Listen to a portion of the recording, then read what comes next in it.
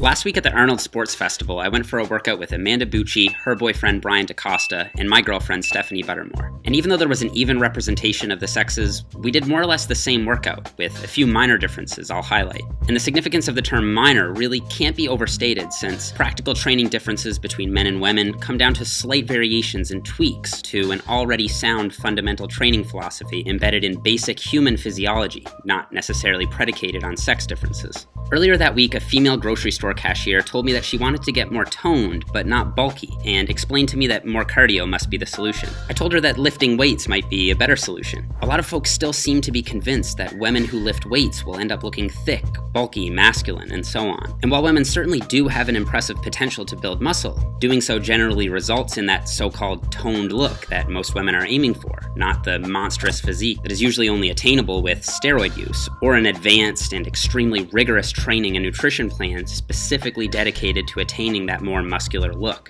One look through the Girls Who Lift hashtag on Instagram will provide about 14 million counterexamples to this common misconception. But while it's untrue that women will look like the Hulk if they start lifting weights, it's also untrue that women have a poor potential to build muscle. While on average men can have 15 times more testosterone than women, their natural potentials to build muscle are actually quite similar. The answer to how similar will depend on who you ask. I spoke with scientific author Menno Henselmans about this, and he seems convinced that men and women have pretty much the exact same potential to build muscle. It's not that controversial actually, because most research indicates that women and men actually have the exact same relative growth potential. And certainly there is some evidence to support this. A 2001 study looking at the differences between men and women in response to strength training found no difference in muscle gained after 6 months. And there's plenty other similar research to support this idea as well. However, conflicting literature suggests that men can build more muscle than women. For example, this paper found that in a 6-month strength training intervention, men gained about twice as much muscle as women, a summary that falls in line with scientific fitness author Lyle McDonald's suggestion that women can expect roughly half the muscle gain of men. In all, women certainly can build an appreciable amount of muscle, likely falling somewhere between 50 to 100% of the hypertrophic potential of men. The main difference in the final result is due to the fact that women start out smaller. They genetically have less muscle and more body fat, but as far as we know, their propensity to build muscle is actually very similar to that of men. And although men tend to be stronger than women on an absolute basis, 97% of this difference is attributed to differences in muscle mass and nothing else. So if you have a man and a woman with the same muscle mass, there's a good chance they'll have the same strength. And this is a trend that follows through across many training variables. Usually the differences between men and women can be explained by differences in muscle mass and body fat, not sex per se. But for all that, there are still some things to highlight, the first being a difference in hormones. Because women can have about 9 times more estrogen than men, it means they get to reap all the rewards of that hormone, on not only metabolic health and glucose handling, but muscular repair and preventing catabolism. The main training implication here is that women are able to recover from more work, which means they can do more sets and reps per workout and more workouts per week. And since training volume, or the total sets and reps, has been very tightly correlated with increases in size and strength, it makes sense that, assuming all else equal, women should do more than men if they want to maximize the results. The second main difference relevant to training has to do with so-called fatigability. We still need more research to flesh out exactly why women don't fatigue as much as men, but it appears to be fairly complex, with differences in the muscles themselves, hormones, the nervous system, and more. To highlight a couple key points, women have better blood flow and muscle perfusion, which means that fatigue-inducing metabolites can be cleared out of the muscle better in women. They also have a greater proportional area of the slow type 1 muscle fibers, which are better suited for endurance tasks. These factors, in concert with others, yields the net result that women are better at doing higher reps than men, and that they can do more reps at a given intensity than men.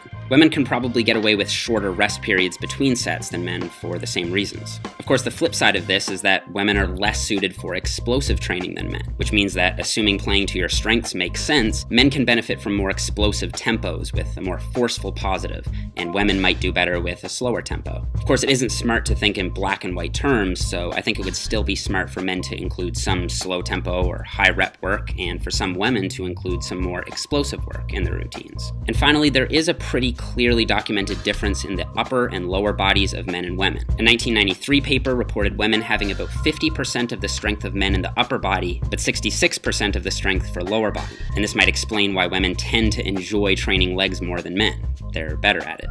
So the main training differences between men and women stem from women having better recoverability and lower fatigability, with some upper to lower body discrepancies. With these nuances in mind, the majority of fundamental musculoskeletal physiology applies to both sexes, and ultimately the primary mechanism driving hypertrophy, namely mechanical tension, doesn't discriminate based on gender. What is going on, everyone? First, I just want to say thank you so much for watching the video. Don't forget to hit the thumbs up button if you did like it. I put a lot of effort into this one, so please show me some support and hit the like button. I am back in Canada, but Stephanie's coming to visit me this weekend, so I'm really excited about that. I put the links to Stephanie's, Amanda's, and Brian's channels all in the description box below. My full interview with Menno Henselmans is going to go live very soon, so you can check that out on my podcast, and just stay tuned to my social media channels for more info about that. Also, a lot of people will ask me how it is that I find all of the information that I use in these videos, and one of my most trusted resources that I use all the time is Examine.com. I recently did an interview for them on their monthly research review. They're running a 50% off sale starting today on their whole website. So I have an affiliate link where you can save some money, support me, and subscribe to the research review. You can check out that link in the description. Thank you guys so much for watching. I'll see you in the next video.